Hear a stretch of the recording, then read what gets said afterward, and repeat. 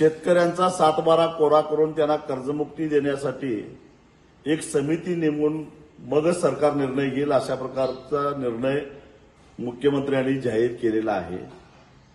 देवेंद्रजींना मला एकच प्रश्न विचारायचा आहे, लाडकी बहीण योजना जाहीर केली त्यावेळी कुठला अभ्यास केला होता?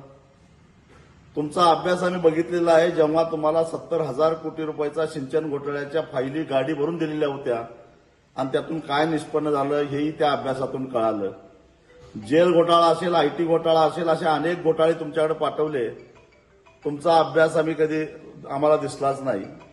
एवढंच नव्हे तर एक कर्जमुक्ती तुम्ही अभ्यास करूनच दिलेली होती, त्या कर्जमुक्तीचं काय वाटोळ झालं हेही साऱ्या जगाला माहिती आहे।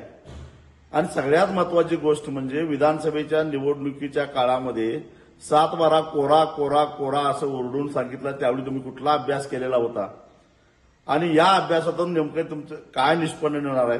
तुम्हाला खरोखरच शेतकऱ्यांना जर मदत द्यायची असेल, तुम्हाला खरोखरच विधानसभेला दिलेला शब्द पाळायचा असेल तर तुम्ही किती हजार कोटीची कर्ज मुक्ती देणार आहात हा आकडा सांगा।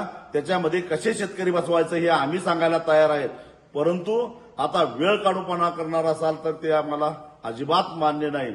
आर या पारची ही लढाई आहे आणि म्हणून देवेंद्रजी तुम्ही आता फक्त किती हजार कोटीची कर्जमुक्ती देणार आहात याचा आकडा सांगा आणि आता असणारे जे कर्ज आहे ते कर्ज गोठवा आणि नवीन कर्ज मिळवण्याचा मार्ग शेतकऱ्याला मोकळा करा, तरच तुमच्यावर आता या महाराष्ट्रातला शेतकरी विश्वास ठेवेल।